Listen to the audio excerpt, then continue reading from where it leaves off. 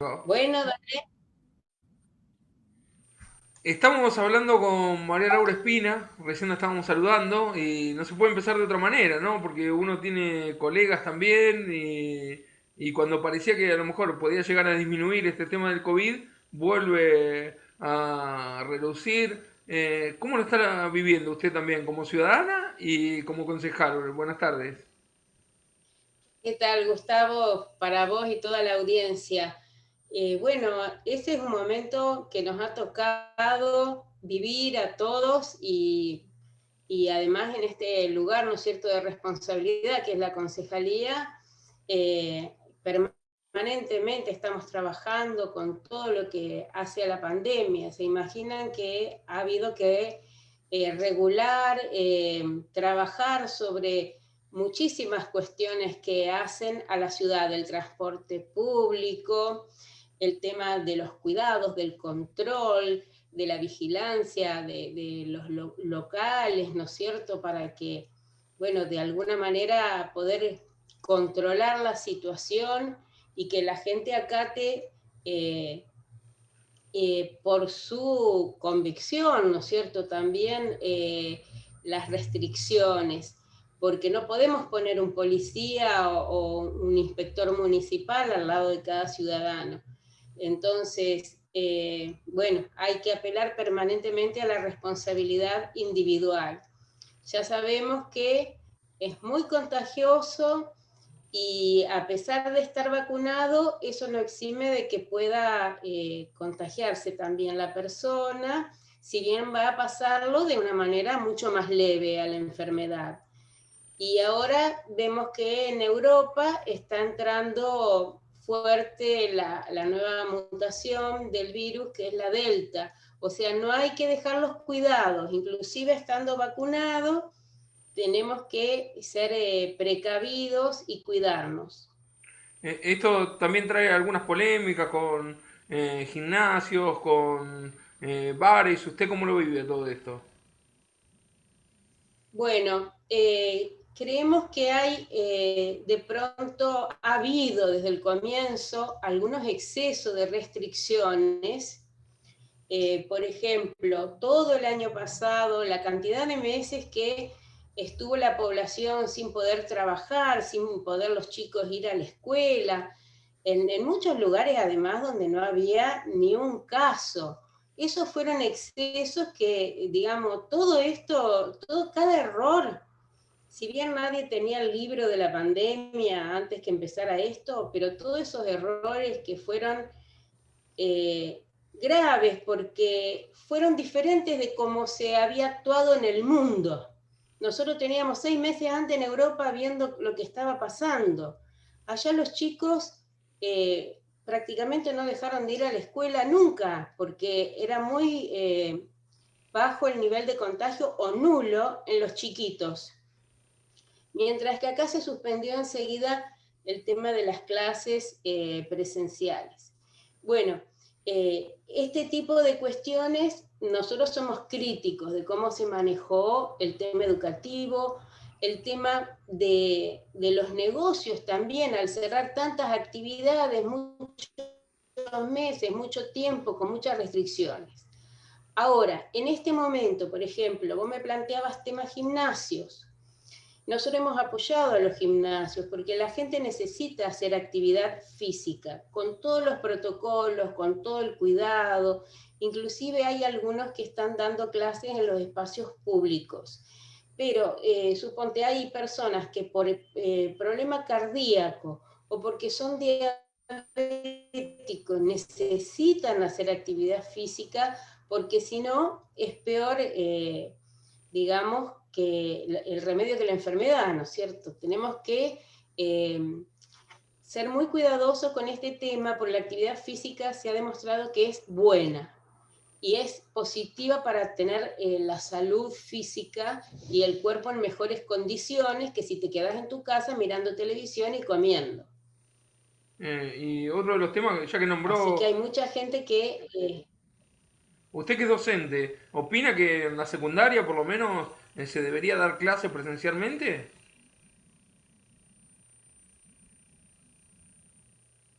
Bueno, fíjate que nosotros con el Consejo Joven estamos dando una preparación en escuelas secundarias para, digamos, que conozcan qué es el consejo, cómo cómo trabaja un concejal, una concejala, y entonces estamos en contacto con las secundarias. Acá hay diferentes situaciones. Hay secundarias donde los chicos que van son del barrio. Por ejemplo, una de las escuelas secundarias que yo propuse, que está trabajando en Consejo Joven, que es de Santa Rosa de Lima. Hay otras escuelas donde los chicos, en especial las del centro, que los chicos vienen de diferentes barrios de la ciudad. Entonces, bueno, ahí tenemos una cuestión que es la movilidad también acompañado con esto. En general, todo lo que es primera infancia y primaria es muy bajo el nivel de contagio, y esto lo dicen las asociaciones de pediatría. En el secundario, ya a nivel adolescente, hay un poco más de incidencia, pero también depende si hay alguna comorbilidad, alguna enfermedad previa en los chicos. Pero en general, los jóvenes, digamos, tienen bajo contagio, y si se contagian, en general no son graves, como las situaciones de cómo pasan la enfermedad. Yo creo que hay que mirar mucho para lo que hace Europa, porque son muy responsables en ese sentido y prestan gran atención a todo lo que es la educación. Acá lo que ha sufrido la Argentina con los chicos que no han tenido prácticamente clase durante 2 años es una tragedia educativa, usando el nombre de un libro de Jaime Echeverry, que fue rector de la Universidad de Buenos Aires.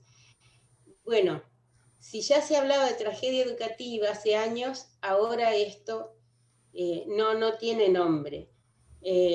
Va a ser vamos a tener que trabajar muy fuertemente para poder recuperar los conocimientos de los chicos en una sociedad donde además los puestos de trabajo vienen cambiando rápidamente. Por ejemplo, hoy en día terminás un secundario, pero tenés que tener determinadas habilidades,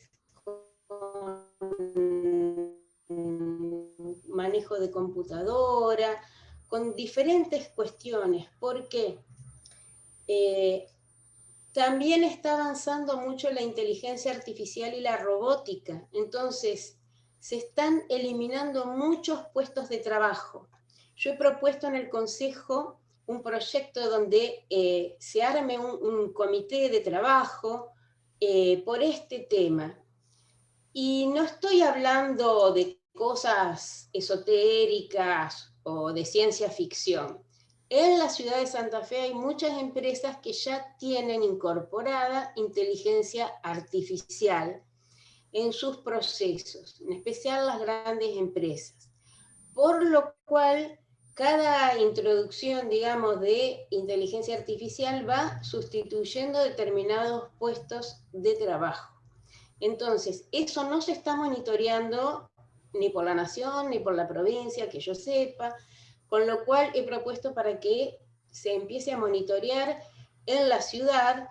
Eso se hace con las cámaras empresarias, con la CGT, para que se vaya viendo cómo es la evolución del mercado laboral, porque esto no, digamos, más allá de la sustitución de lo que era la mano de obra, más digamos, que podía ser sustituida por robótica, como es en las fábricas.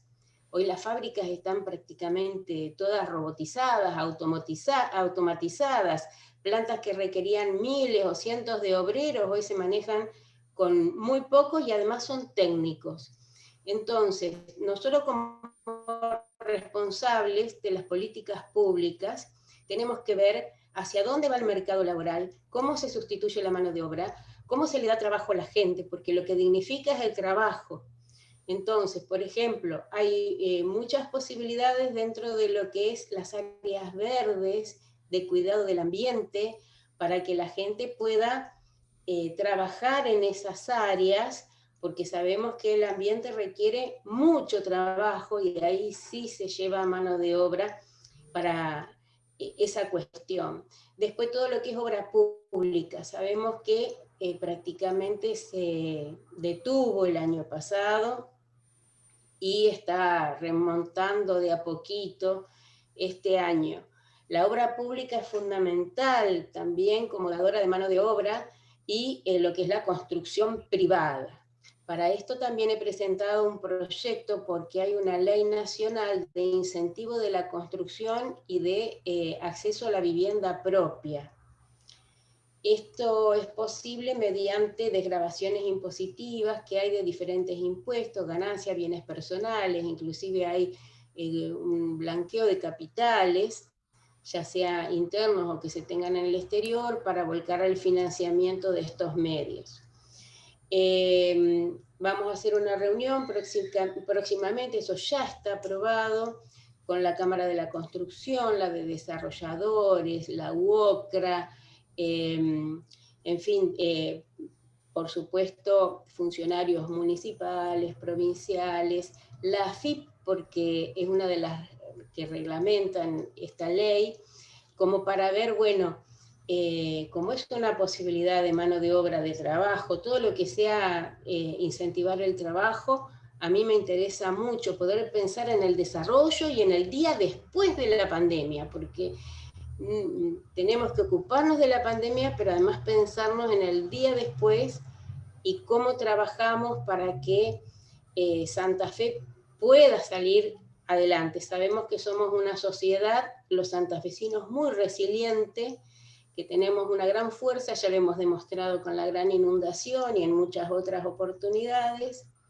pero ahora, en este momento, es necesario trabajar sobre la emergencia, pero pensar en el desarrollo futuro, cómo vamos a encarar los proyectos y en cada barrio, digamos, cómo podemos ir actuando por el bien y el bienestar de nuestra gente, porque el argentino, la argentina, están viviendo muy mal por la inflación que tenemos, por la falta de oportunidades económicas, porque los trabajos en negro son muchísimos, que necesitamos modificar cuestiones de estructura adelante y que los jóvenes y los no tan jóvenes Sí. tengan esperanzas en trabajar y en seguir y en prosperar en nuestro país.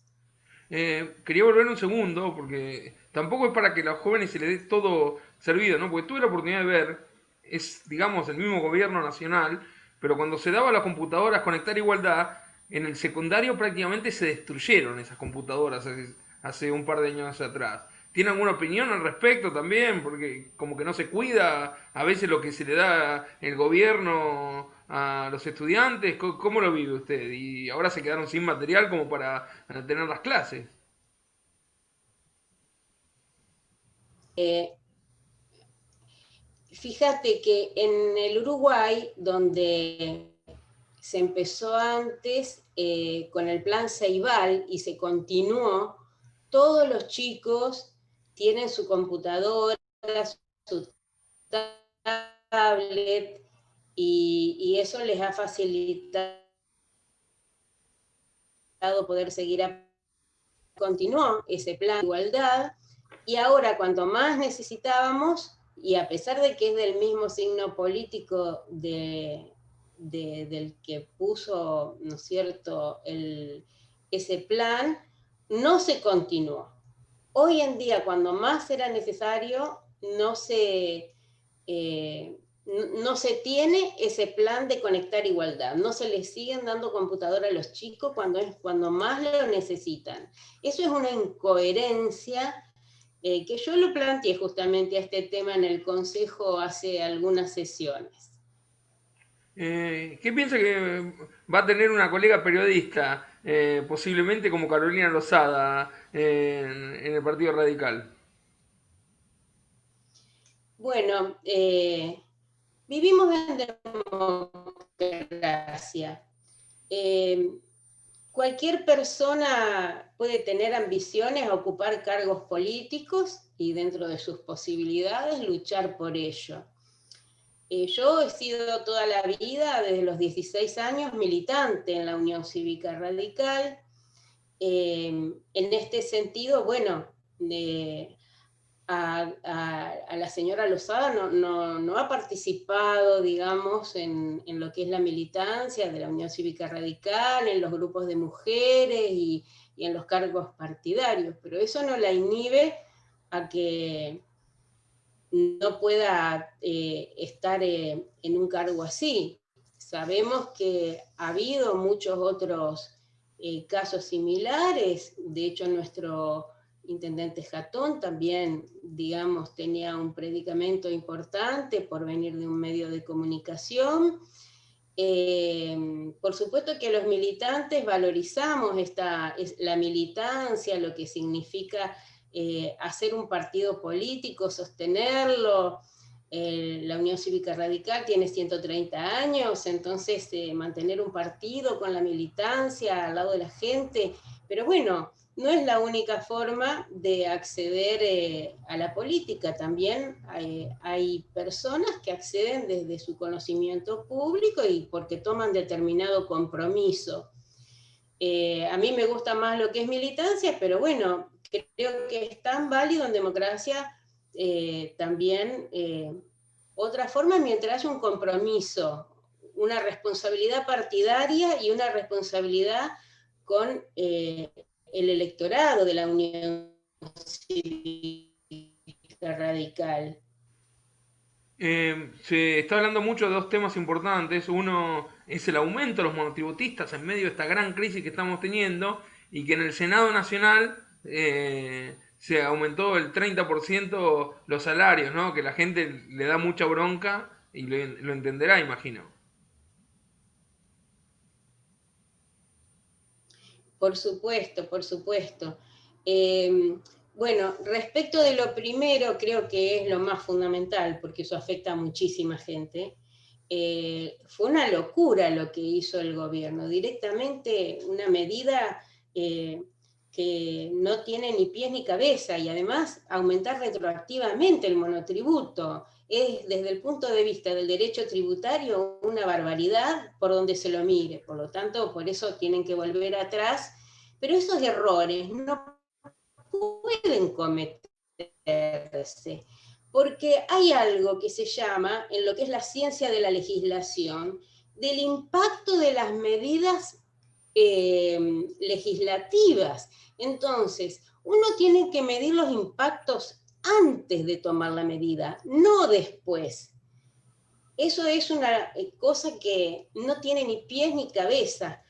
Uno tiene que hacer números, tiene que ver el impacto social que va a causar antes de mandar la norma.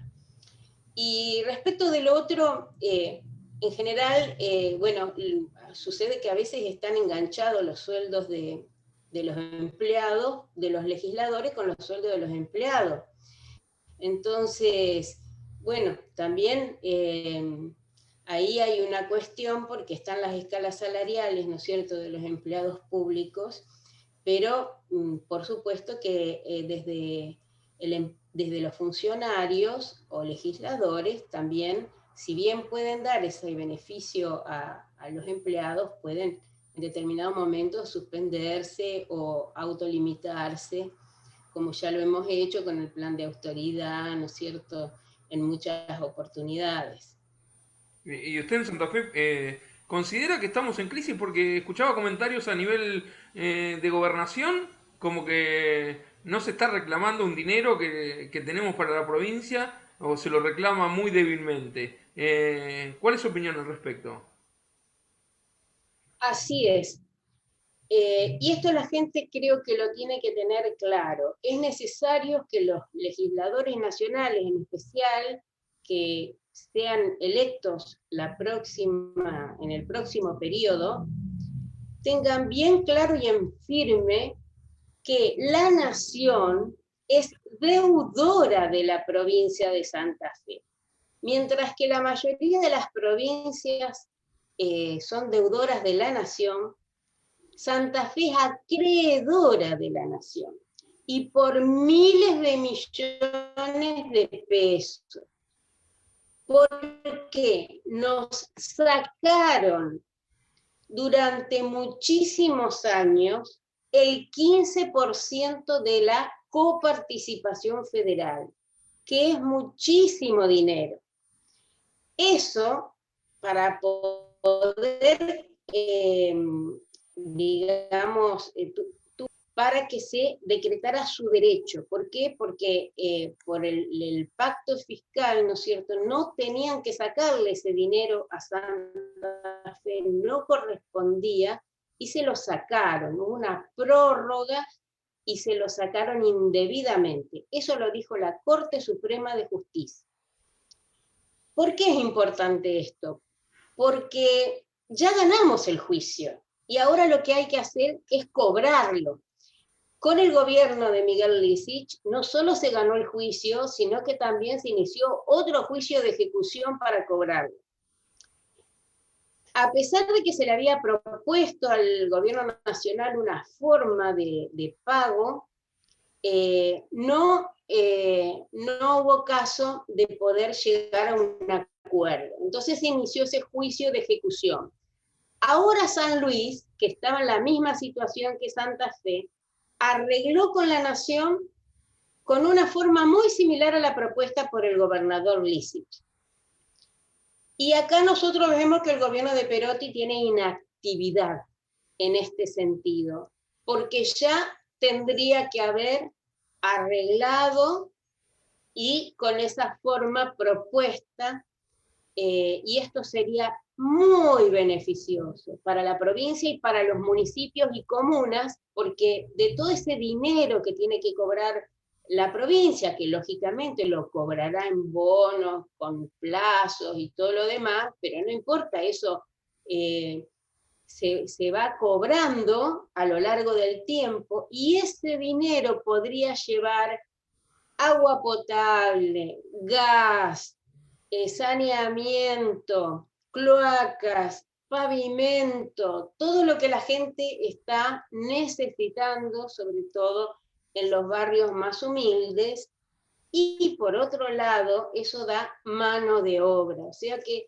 estamos también propiciando el desarrollo y el mejoramiento, el cuidado del ambiente, o sea, ese dinero podría ser útil para muchísimas cosas. Ya sabemos que, por ejemplo, invertir en energías renovables, muchas cosas que nos pueden ayudar hacia el futuro. Pero usted recién nombró a los senadores que puedan llegar a ser electos, pero si desde la gobernación hay como una actitud temeraria a reclamar, no se podría hacer demasiado.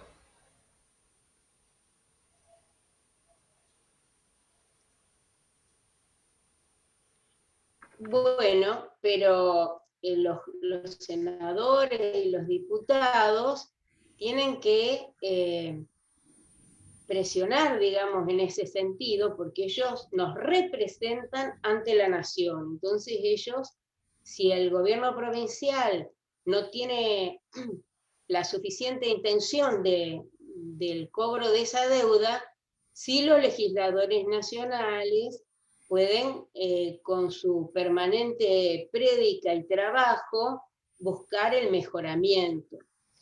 Esto es muy importante para Santa Fe, lo que se va a elegir, porque además hay grandes planes acá, y cuestiones como la de la hidrovía, el circunvalar Santa Fe, o sea, en lo que es transporte de vías navegables, de trenes, que esas son cuestiones nacionales y que es importante defender a Santa Fe y que haya trabajo y que haya obras de esa envergadura.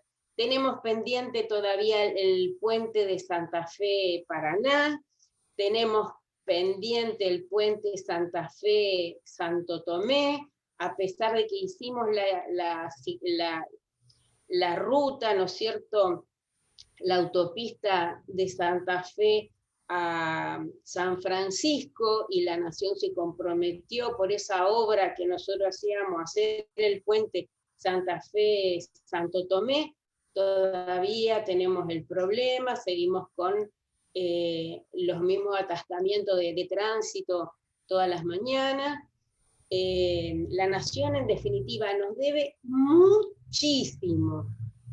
Esa gran deuda que tenemos por lo que nos sacaron de la coparticipación indebidamente, esa otra ruta que le decía que la hizo Santa Fe para que la Nación hiciera el puente y no hicieron nada, y así podríamos seguir. De la caja de jubilaciones ahora pagaron bastante, por suerte, porque también nos adeudaban un montón de dinero, porque Santa Fe no privatizó su caja.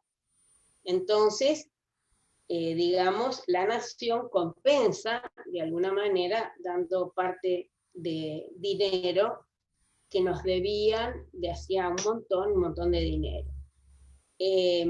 Si a Santa Fe le dieran lo que le corresponde, no, digamos, pidiendo a la Nación cosas de subsidio, sino que le den lo que le corresponde,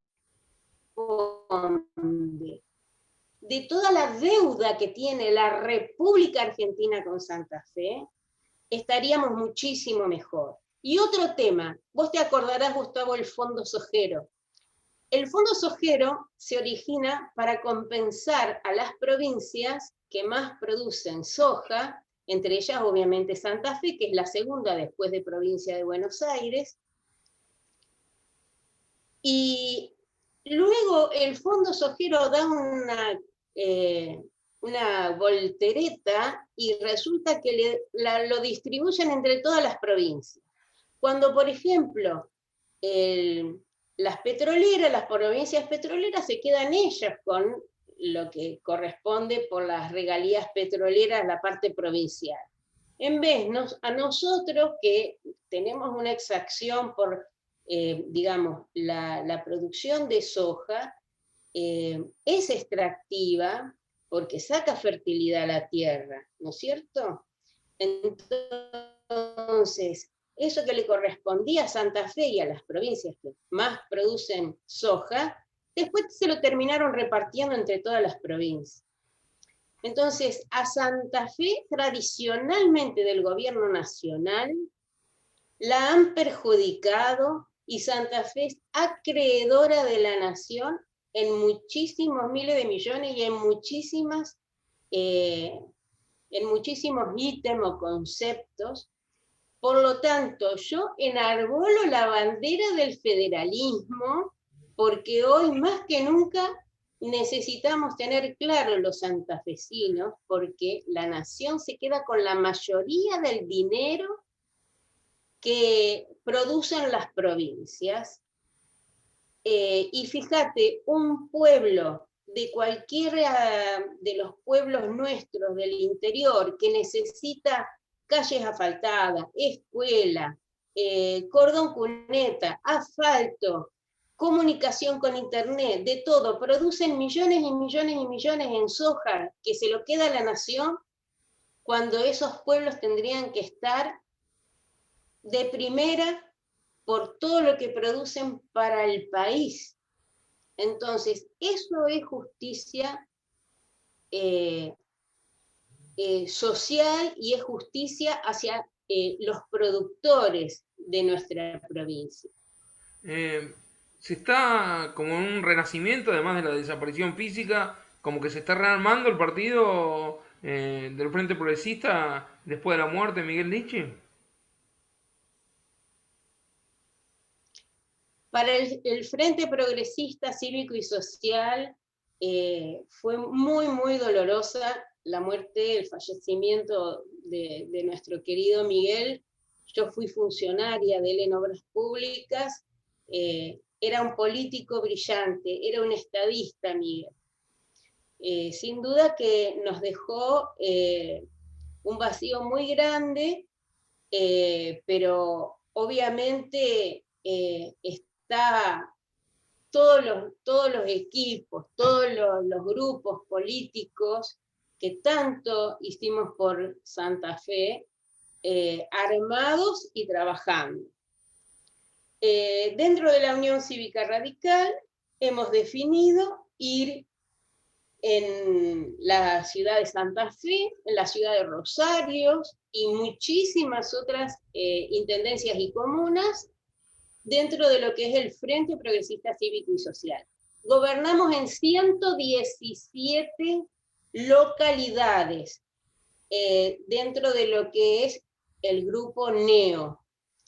El NEO es el grupo político que tiene más intendencias y comunas en toda la provincia, inclusive más que el justicialismo, más que el socialismo y más que el resto de los grupos políticos radicales.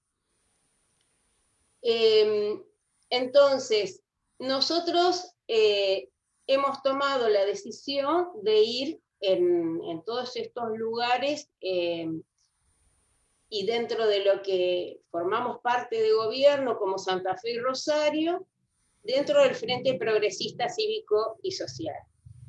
A nivel nacional vamos a ir con la Unión Cívica Radical de acuerdo a lo que decida la Convención Nacional, lo que se decida partidariamente. Nosotros allí como NEO estamos encolumnados dentro del grupo que está liderando Lustó en este momento, porque creemos que es el radicalismo protagonista de la socialdemocracia y progresista en el cual nosotros venimos trabajando desde que apoyamos a Raúl Alfonsín para que fuera presidente y a lo largo de ahí todo digamos, el recorrido del radicalismo. Hemos disentido en los últimos años con la conducción del partido, eso nos llevó inclusive a que nos intervinieran en un momento en la última elección nacional, porque disentíamos de que, porque habían llevado el partido hacia posiciones conservadoras de las cuales estábamos totalmente en contra. La forma en que se gobernó en la época de Macri, nosotros fuimos, digamos, no estaba de acuerdo con nuestra ideología, con nuestra forma de pensar el radicalismo. Pero, digamos, por eso queremos un radicalismo protagonista, progresista y socialdemócrata. Y entendemos que eso lo lidera hoy en día a nivel nacional Lustó. Por eso los estamos acompañando. El radicalismo es como el ave fénix, porque es un partido que evoluciona, que avanza. Yo cuando son agoreros del radicalismo, tanto desde otros sectores políticos como desde como desde el periodismo, siempre recuerdo que la primera vez que dijeron que el radicalismo iba a morir fue cuando se suicidó Leandro Alem. Y mirá si pasó tiempo. El radicalismo está siempre vivo, está siempre con importantes sectores juveniles, renovándose, y bueno, ahora queremos en este liderazgo para poder producir un cambio dentro del partido, y por otro lado, la República Argentina necesita hacer cambios importantes,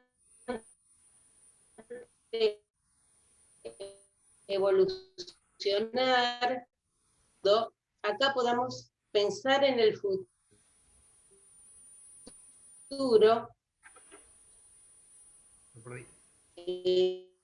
sin que la inflación nos coma el sueldo, tenemos que oportunidades para la gente, porque muchos jóvenes se están yendo del país, sea profesionales o con menor capacidad de capacitación.